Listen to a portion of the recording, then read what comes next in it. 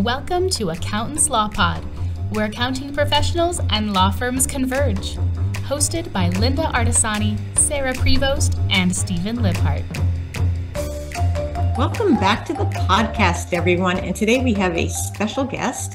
It's Dr. Sabrina Starling. And I'm actually going to let Steve do the intro because he's the person who got her to come on to our podcast. Well, thank you, Linda. And Dr. Starling, welcome. I'm in the Dr. Starling fan club ever since coming to your presentation at QuickBooks Connect in November. And we're just so honored to have you here today. So thank you for coming. And just a brief intro about Dr. Starling. She's a business psychologist and author of How to Hire the Best series and the 4-week vacation. And she's the founder of Tap the Potential, where they work to free business owners from the constant demand of growing the business and how to deal with themselves and give themselves permission to take breaks and be human beings. And you just resonated with me like crazy when we came to your presentation. So thank you for being here.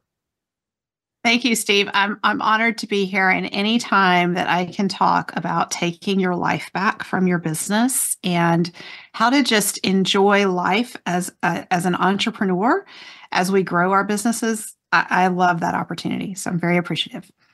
Maybe to kick things off, we could talk about, there's no one size that fits all. And people tend to, like with their tech stacks and things like that. I talked to my friend down the street and he told me that this is how he brings people into his law firm and how he hires them and what he does with them and all of that. And they just plop the employee down and expect everything to work. And you really tune in on how to hire the right person to give you the freedom that you need. Tiara has made such a huge difference to all of us here because she's got the ability to herd the cattle, if you will. Mm-hmm. Yeah. Having A players on your team as a small business owner is absolutely critical to having a good quality of life. And it's interesting that you kick our conversation off that way because that is exactly how I started down this path. When I was a psychologist in rural Wyoming, I landed there after I finished my doctoral training because I needed to get my student loans paid off. And if I'd served in a rural area for a couple of years, I got my student loans paid off. So I was working in community mental health. I got totally burnt out. There wasn't enough of me to go around.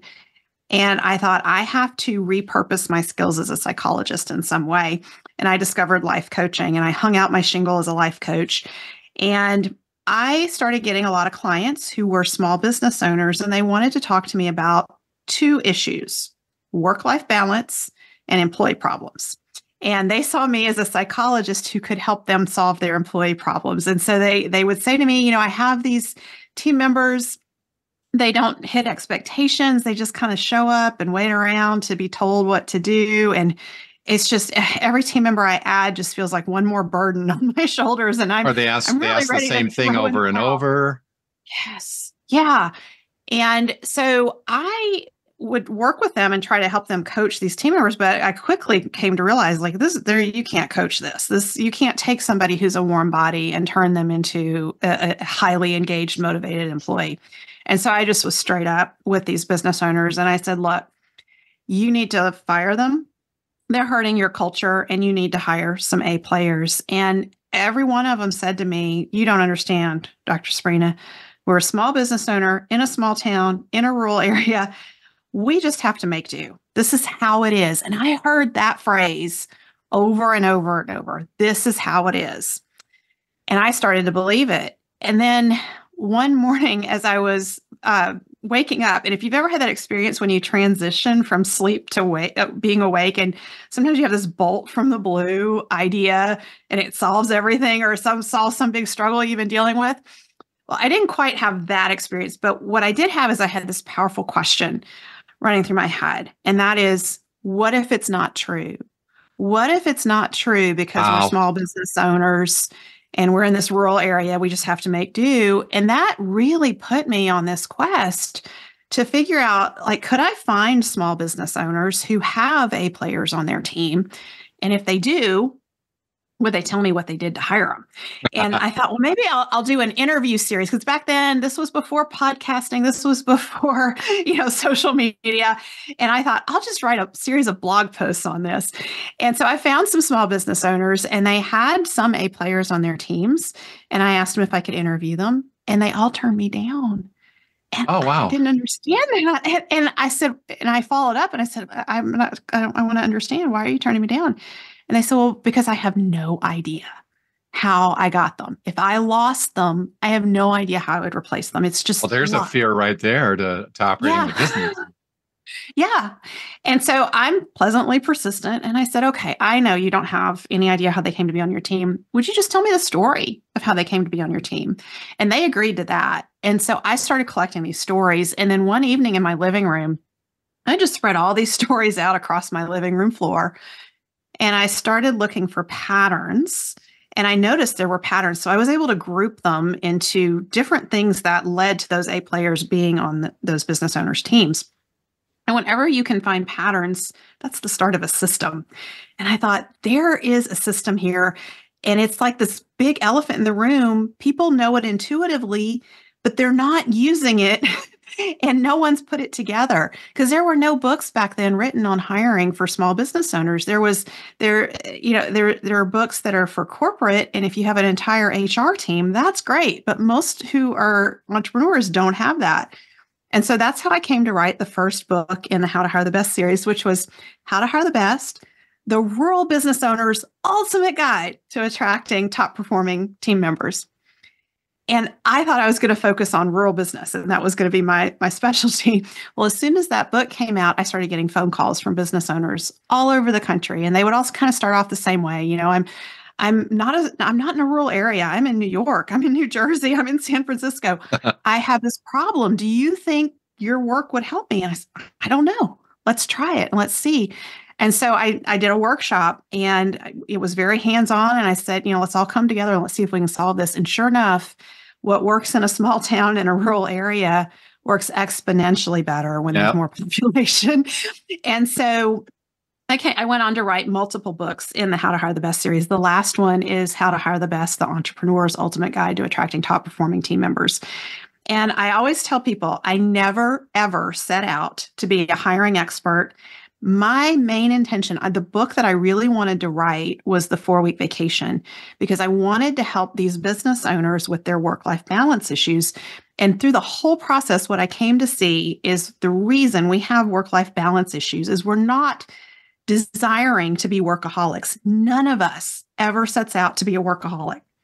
But when we don't feel confident in our team members and we want to grow the business, the only path forward that we see is work harder, grind it out. And guess what?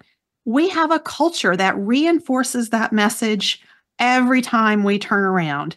I've been in conferences that talk where burnout is a big discussion point. And I've also, in those same conferences, there have been panels of entrepreneurs on the stage who will say, you just have to grind it out. And so even as we're trying to disrupt this message that, yes, you can scale your business, you don't have to grind it out. It's everywhere that, you know what, you were just supposed to grind it out. And it is such a it's an unhealthy, destructive mentality in our businesses. So did COVID change that at all? Because I read about people who are like, okay, I'm not going to work as hard as I used to. Or do we have still that perception that I've got to work harder now because I've got to save my business? What are you seeing after COVID? I love that you asked that question. I was so happy not when COVID happened, but when people started talking more about being able to work from home, and they could exercise during the day and spend more time with their kids, and just I was starting to hear the culture and the discussion in our culture shifting to, let's all slow down. This is a time to pause and reconnect. But what seems to have happened after COVID is, yes, we all have that appreciation. We've had a taste of it now, and we feel like we've got to grind it out. And so I think it's even worse because we know we have an experience now. So many people in our society have had an experience of being able to slow down and take care of themselves and eat better and have time with family. And now they're back in the hustle and in the grind. And so I think it's created an even bigger tension.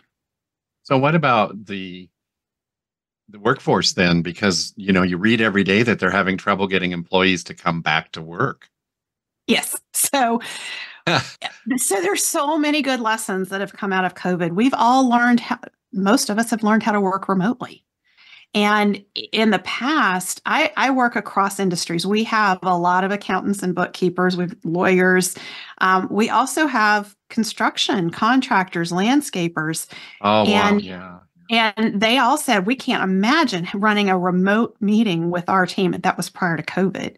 Now they're all like, oh, yeah, we could do that. We could have a remote meeting. We know how to do it.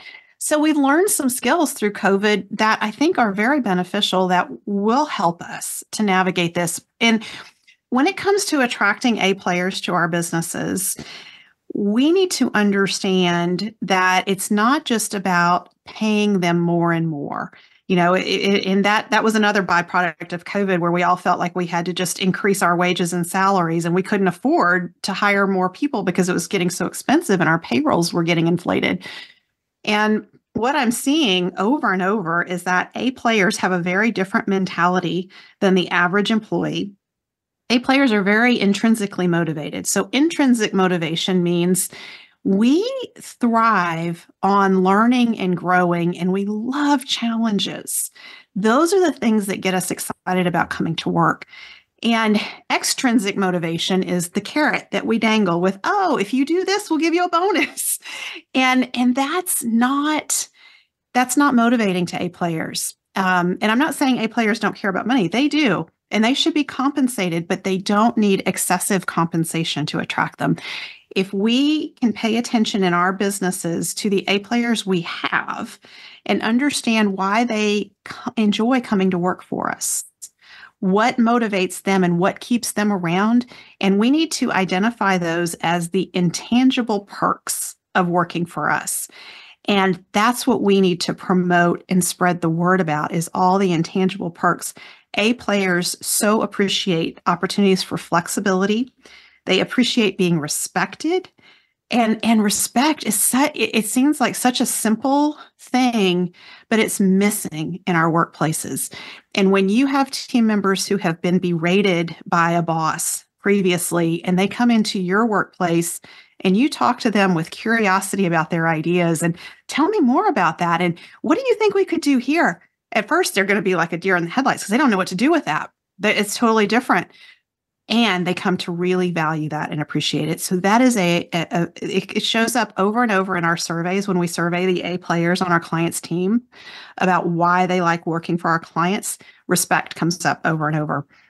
The other intangible. Oh, go ahead. Oh, I was going to ask, is the other way to kind of build off of that is it's well, how did you come up with this idea? Where did this stem? Like trying to gather sort of more curiosity, which I feel like we do a lot. We want to, I don't know, you could probably speak to it better, Linda, but we try to foster this circular conversation, I guess. We do. And we don't want everybody having head down and just constantly in the numbers, but then we don't also want to be having meetings that go on for 4 hours. We're just talking about nothing and not getting any work done. So there's like a little bit of a balance there. But I think part of, for me, because I'm older, is understanding the generation and beyond, maybe 30s, that age group, right? Because that'd be my staff, understanding where they come from. Because I think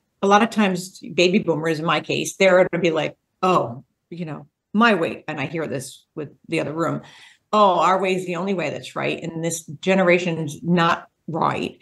The way they do things, they're lazy, they're this, they're that. And I think sometimes it's more of a perception. I think every generation thinks they did better than the other. I think sometimes, like, I look at my daughter, and I think sometimes she looks at me and sees that I gave her a bunch of stuff And she also looks at me as an overworker. And I looked at my grandfather that way too, but I looked up to him, which is different than I think it's perceived. Wow. Yeah. That I'm looked as I overwork myself. Sarah overworks herself. You two found each other fantastic, but you both work way too much. And I'm not going to do that in my generation. And I found that for me, I pulled it back a little bit. And now she's on her own and realizing by me not rushing to help that she's learning that it's going to be more about, oh, now I think I get a little bit of this because now I'm sitting here, I'm on my own. No one's helping me. And now I maybe get it. But I actually don't want her to overwork. But then I sit back and say, well, that's where my success has driven me. And I like what I do. And so there's that too. There's the dance of loving what I do. But I want to understand people that work for us. Sarah and I have talked about it. We've looked at it and said, what can we do to make the team happy and get the production out of them? And how can we build more people on our team? Because you can't replicate people. I can't clone Nicole, or I can't clone Myrna, or anybody else on our team, Tiara. I can't clone any of them. How do I replicate it with a different human being and have that happiness? Is it about figuring out where they want to be in their path of working with us? You're asking. There's so many good questions in what you just laid out here. My mind's going in 20 different directions. But what I want to say, first, I want to acknowledge that most of us who've been successful equate our success to hard work. And we don't know if we could have been successful if we would have worked 10 hours a week less. Yeah. Maybe we would be more successful, right? But we have no way of knowing that. So we just assume working hard equates to success. And the most mind-blowing conversation I had years ago, I actually got to meet Michael Gerber, who wrote the E-Myth. I think a lot of business owners know who that is. And I got to ask him a question. And I stood there and I thought, oh gosh, Michael Gerber, I get to ask him a question. It better be a good one. So I just finally said to him what was on my heart. And I said, I'm a business coach like you. I coach business owners to put systems in place and hire great people, and they're having great success. I am overworked. I'm tired. They all want to work with me. How did you do it, Michael? And he said, my dear, I own a coaching company and I have never coached a day in my life. And that answer at first made me so mad because I thought, how dare you? Like my head was just exploding. And then I pulled myself together and I thanked him. I said, thank you. And I just walked off. And as I walked off, it all started to fall into place. And I started to realizing that he was saying to me that I need to approach my work in a different way, that what I thought was the way to succeed, which is work harder, that wasn't his path. And he got there in a different way. And maybe he worked hard to get there. Who knows? I have no idea. But he said it put a different possibility in front of me. And so I started asking myself, what do I want? And I was I had a baby at home, and I was really clear that I wanted to be there and be a mom and have a successful business. And I had to figure that out, like how to do both. And so what I got really clear on is what would feel good to me about the amount of work I'm willing to do. And it just came to me 25 hours a week, because that was the amount of time I was willing to put her in daycare. So if I could run my business and grow it on 25 hours a week, I would feel like, yes, I'm in a good spot. And so I have done that for the last, she's going to graduate next year from high school. So 17, 18 years. And what I have learned in that process is that limits force innovation and creativity. So I had almost a nervous breakdown the first couple of years in business because there was so much to get done and I only had 25 hours. And what I got clear on is if I start my day asking myself, what is the highest value activity? Like if I can only get one thing done today that's going to grow this business and make things better and move us forward, what is that one thing? And I just started my day every day asking myself and making sure I got that one thing done. I mean, there were 20 other things on the list to be done. They didn't all get done, but I got my one thing done. And what I came to realize is that this applies for all of us, whether we're business owners or employees. And if you're an A player in a business, your list of to-dos is endless because you're the A player, you get things done. So everybody comes to you and says, hey, I know you're busy. Could you do this? And the A player says, yes, of course. And it just, their workload just expands.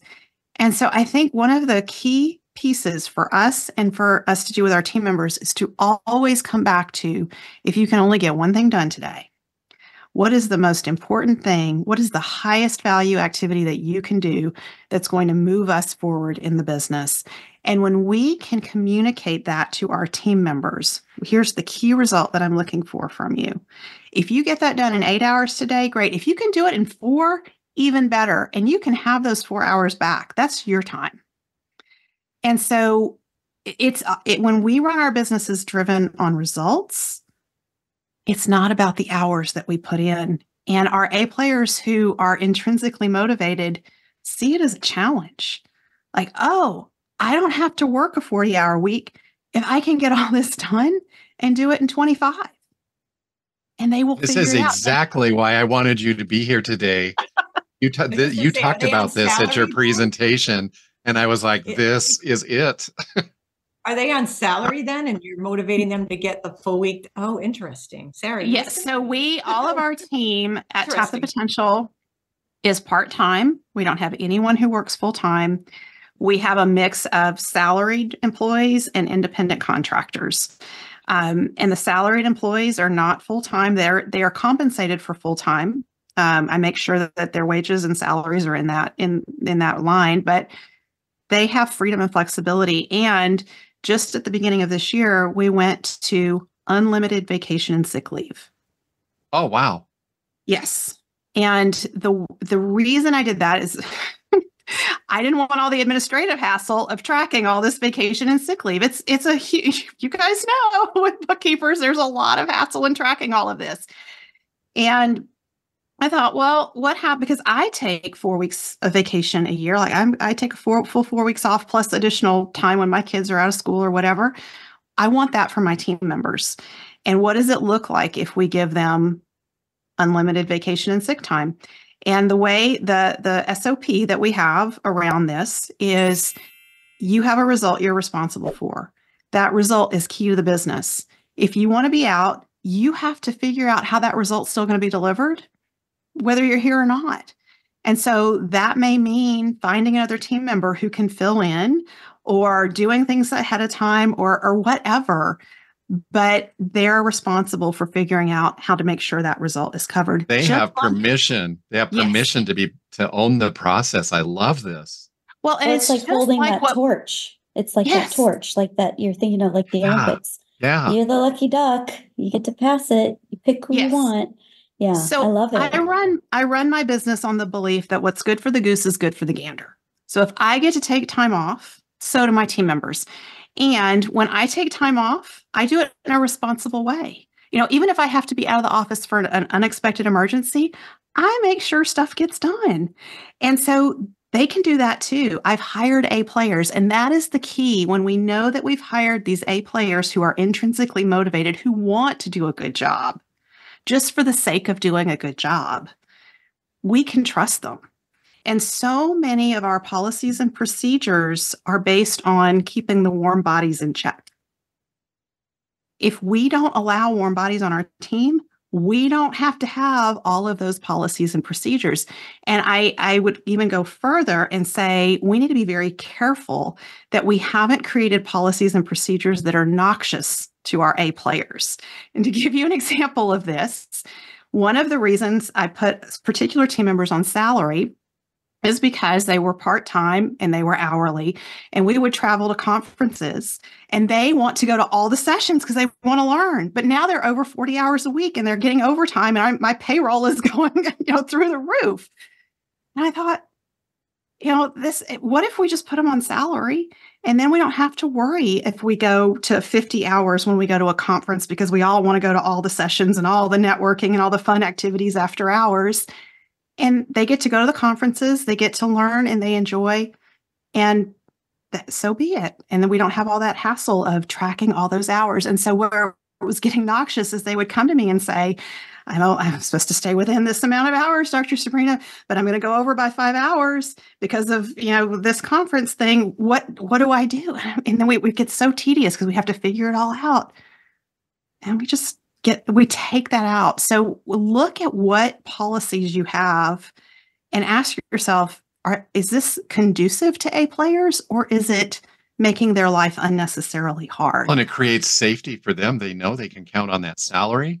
And they probably, I'm going to guess here, correct me if I'm wrong, but I think that their productivity probably improves under that scenario as well.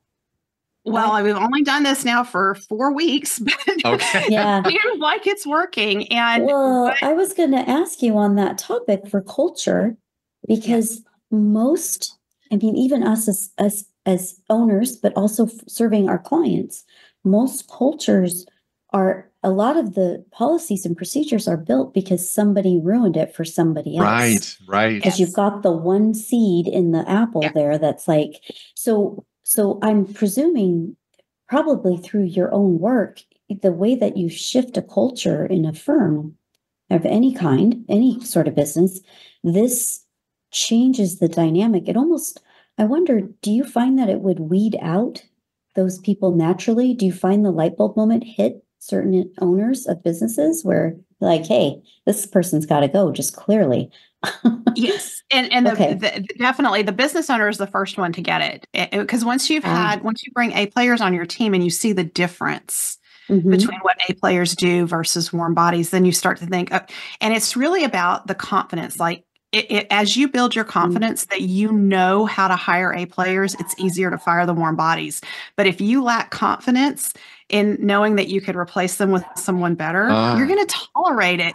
And so the business owner is the first one to get to that point of, I'm not going to tolerate this anymore, because their skill set builds in hiring and they feel like, okay, this is working. But the beautiful thing is when the team members quit tolerating the warm bodies. I've had clients take their 4-week vacation and come back and be informed by their leadership team that someone was fired because the team members, that person was violating an immutable law of the company, and the team members felt empowered to handle it and knew that an immutable law means non-violable standard. You do that and you're gone, and they took action on it. So the team members stopped tolerating it. This is brilliant. And the other option that I see a lot of times that fosters naturally, we see this, we hear this, because we sometimes become the threat or that outside firm coming into support.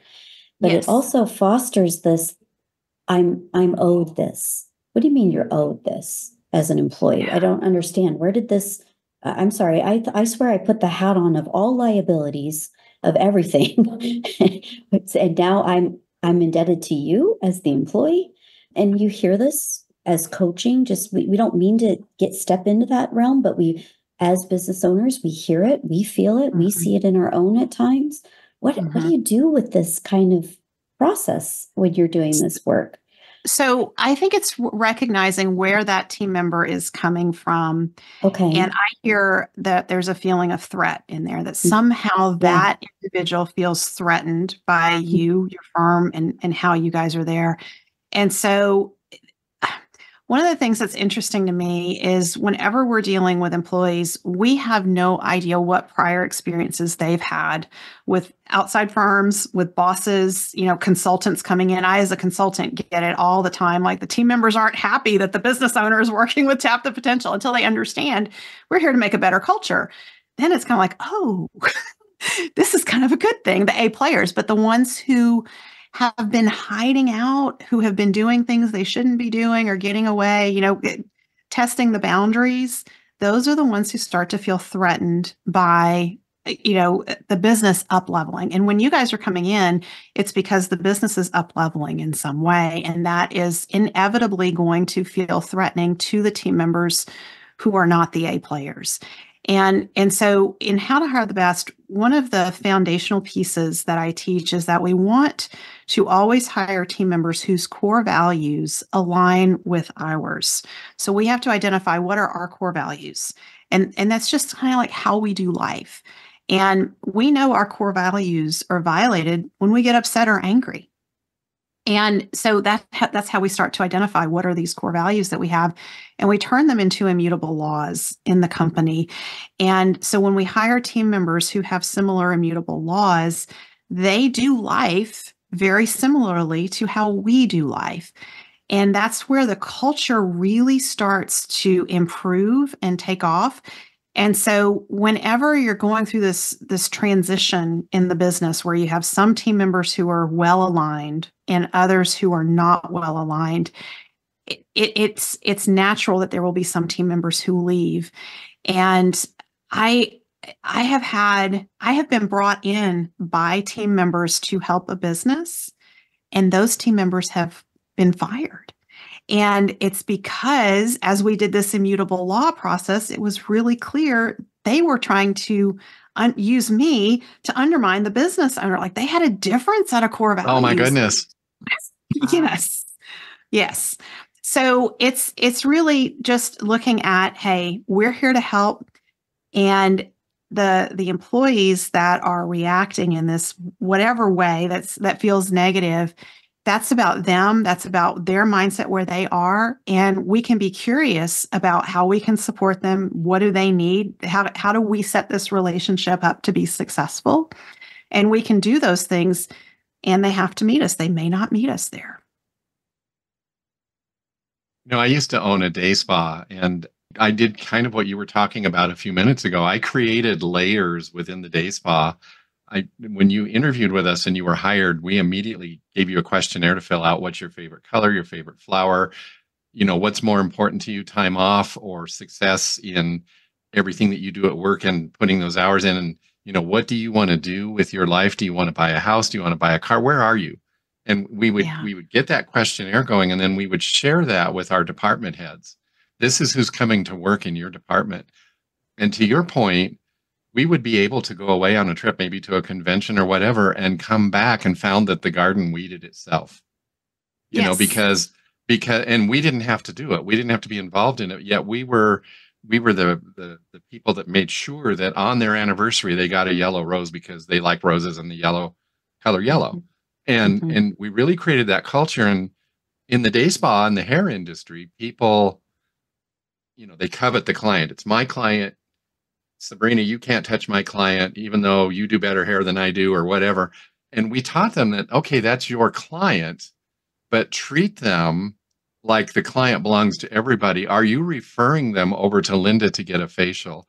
Are you referring them to Sarah to get their hair color done? Are you making it so that that client comes back and enjoys this entire experience that we have to offer? And then number two, teaching them how to use the products and how important those were and not abuse that to keep the costs where they should be. And we included them in that whole process of everything that went on in that company. And we were approached by somebody with a lot of money that paid cash for the business, and we walked away in a great condition. I mean, this great is story. Yeah, thank you. This is why you resonate with me so much. And it's like finding those A-team players and compensating them and find out what makes them tick. I love that you have unlimited time off. How cool is that?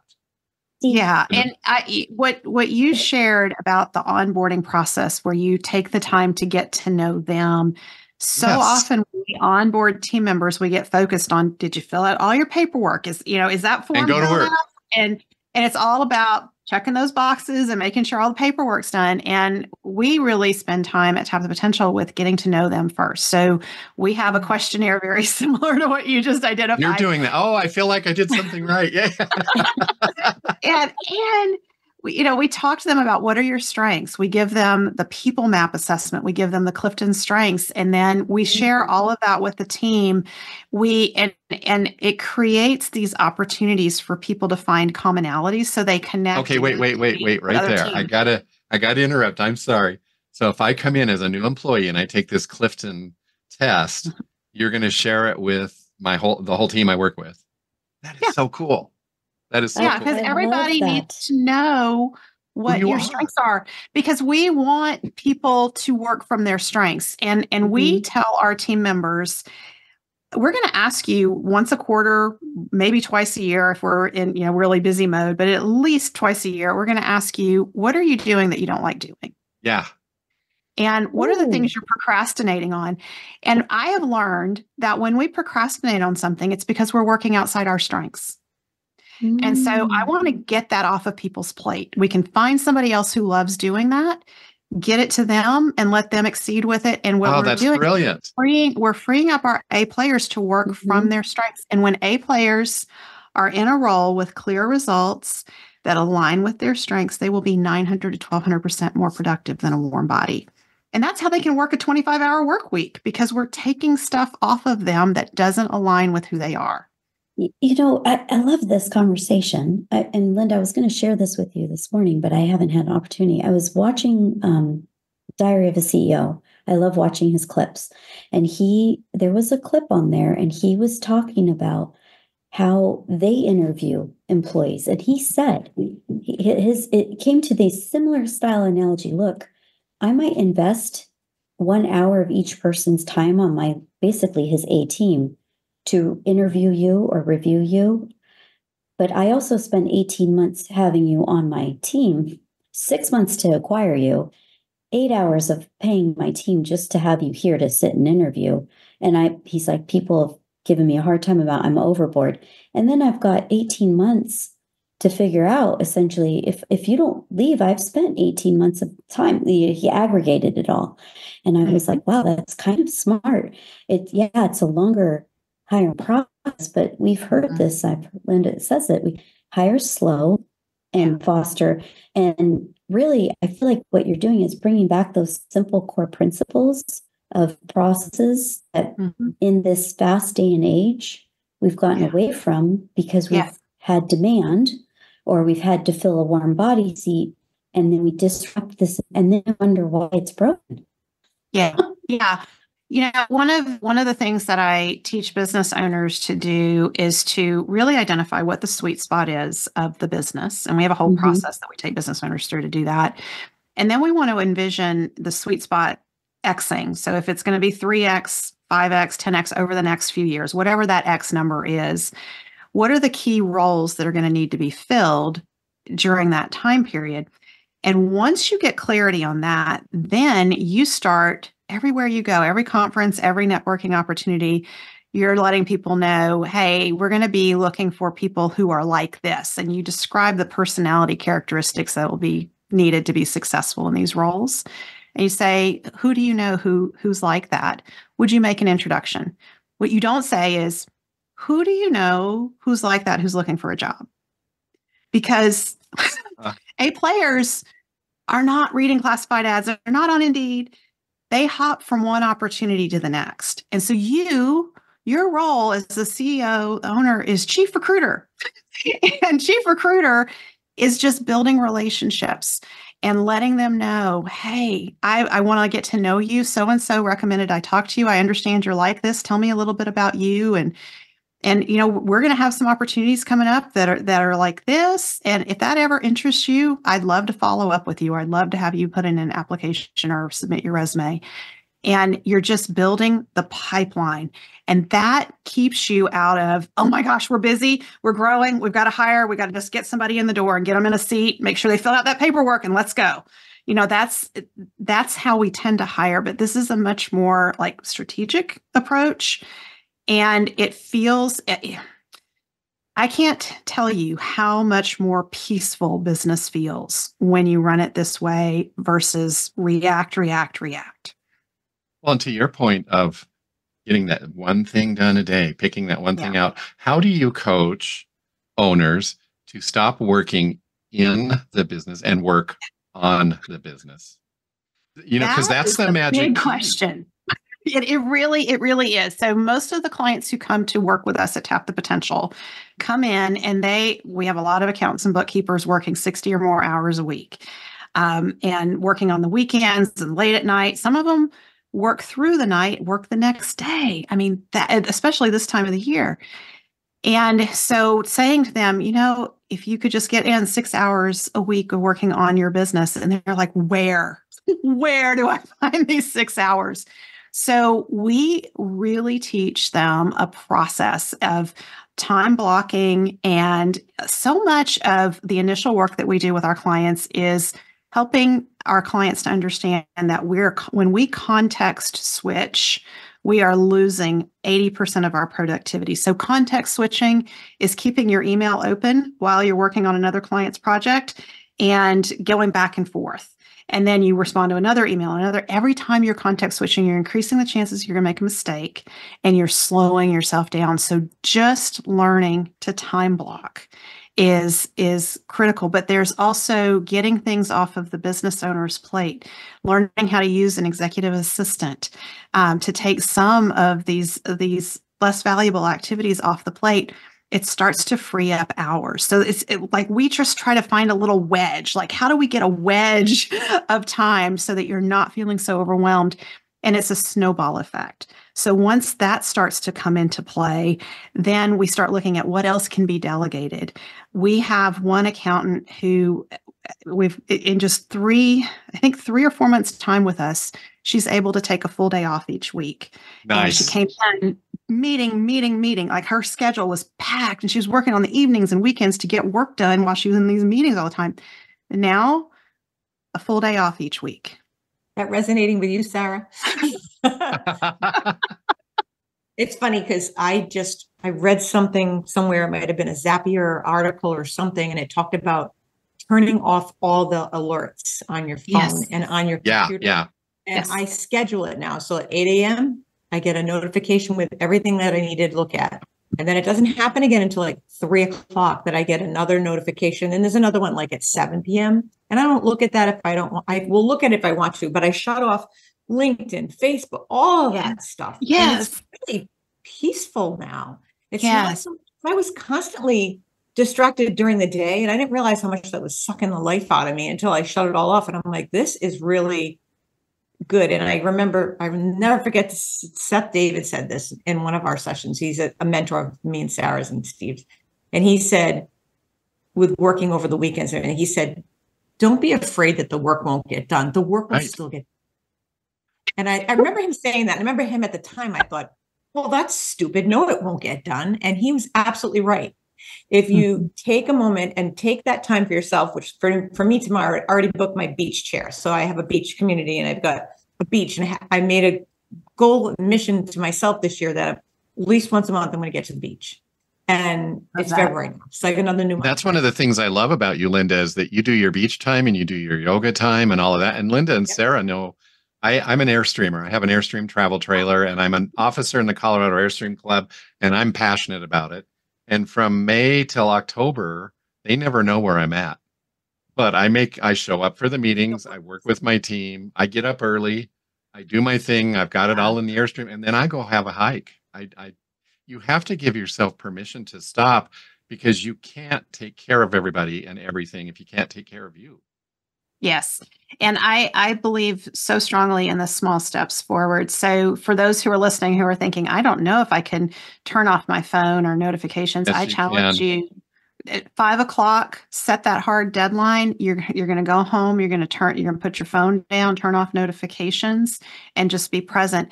And what happens is every time we're doing that, we're recharging ourselves. So we will be more effective the next day versus continuing to just grind it out. That's where we lose our effectiveness. So this is really about the more you rest, the more you recharge, the more productive you are. One of the things that I want to offer to your listeners is my chart of $10,000 an hour activities. And it lays out the difference between a $10 an hour task, $100 hour, $1,000, or $10,000. And I say, print this out, laminate it, put it behind your computer monitor so your eye falls on it regularly, and you'll see yourself doing these $10 an hour activities. And that's when you'll realize, that's brilliant. Yes, I need an assistant. Oh, yes, I need to delegate this. And it really gets the ball rolling. So you can get that at tapthepotential.com/10K. I love that. That's wonderful. Thank you so much. Yeah. Thank you. I feel like you give what you're saying. I mean, I do it inherently it's like a savior thing for myself, is when you worked so hard, you begin to start saving yourself in weird ways, small baby steps. But I feel like what we're saying to the audience is you're giving yourself permission to say it's okay. And I do these things. I actually don't talk about them, but I have moments where I literally, being formerly an event planner, I'm on stage and I shut down. And I've always done this, and I do it in a weird ways, but it saves me. It's a personal thing to me. And I've always felt that that's just how I recharge and I rebuild. I'm terrible. I'll say it right now live.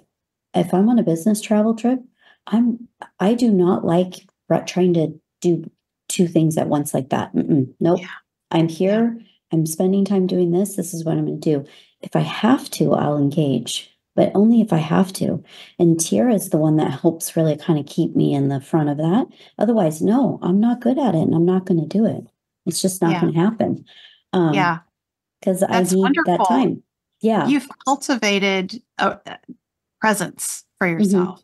Yeah. And this awareness that I can be better when I'm here and I'm fully present and I'm not trying to do all these other things all at the same time. Yeah, we try to tell even staff, if Sarah's in, like Sarah goes to a lot of these, she's on a lot of boards, right? So she's going to really set herself into some really high places. She's there to be with a bunch of people. It's not just during that piece of time that she's there learning or whatever, she's there to help give feedback to a software company, for example. But after that, it's networking with all these hand-selected people where so much comes out of it. It's like, just leave Sarah alone. We're lucky because we're together. We do it the same way. Yeah. Do it back and forth. But, Sarah's actually taught me too. We've had a client on an email responder one time, and the person was like, I'm on vacation, and I forgot how it was worded. I remember saying, Tiara, capture that, because the person was like, I'm not responding to anything. The way they wrote it, I thought, if we ever put that on our responder, they would be like, what do you mean? I'm hiring you. I'm paying you every day. And, I pay you once a week or whatever. How you dare you not answer? And I remember Sarah pulled me aside. She goes, see this response here?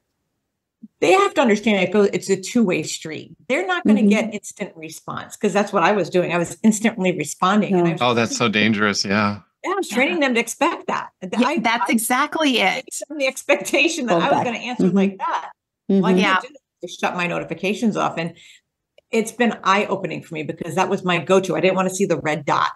I'm so happy for you. Because I know you. Yeah. It's taken what, how many years? It's not an overnight process. But I think what you've given us, Dr. Starling, is you've given us opportunity to say, hey, whatever stage it is, it's okay. Just start it. And I love that. Yeah. Yeah. It's like that permission. Somebody else has to, sometimes you need that outward permission to be like, it's all right. Take 5 minutes for my cup of coffee. I don't need to have everybody in my face and catching up on all the emails or whatever. And we will still be successful. And that's what I want everyone to hear. Yeah. You can work 10 hours less this week and you will still be as successful next year, if not more successful, because you're going to be more strategic, because you're thinking at a higher level when you're not so stressed. Yeah. Get away from the computer screen for a little bit. I do. Honestly, it's the joke in my house. I'm going to do the dishes or clean the fridge because I need to get away. And this is my outlet. So it's kind of, it's whatever. It's small, but you've brought to us so many. I mean, we have to, I know in our show notes, we're going to have places to connect with you, follow you. Steve, you mentioned there's like a newsletter or some sort of thing that you follow. I love her. Yes. I don't think you know that, but I walked away that day I was up in the clouds after I talked to you, because I was like, you just resonated with me. I'm like, there is an answer. Thank you. The best place to follow me is on the Profit by Design podcast. If you want to hear more of all the things I've shared today and more in depth, we record every week. We have tips, tools, and strategies to have a sustainable business that's profitable, because we all want to be profitable. And then also my company is Tap the Potential. So you can check me out at tapthepotential.com. It's an awesome name. I love it. It's beautiful. Yeah. It's very creative. Well, Tiara, my dear. To support the Accountants Law Pod, please take a moment to like, share, and review this episode. And be sure to subscribe to this podcast on YouTube and wherever you find your favorite podcasts. If you have questions, topic requests, or guest suggestions, you can email us at info@accountantslawpod.com or send us a message through our website, accountantslawpod.com. To join us in the Accountants Law Lab, which meets every Friday, visit our website at accountantslawlab.com to sign up. And to work with Dr. Sabrina Starling, read her books, The 4-Week Vacation and the How to Hire the Best series, and listen to our podcast, Profit by Design, follow the links in the show notes below. Thank you for being with us today.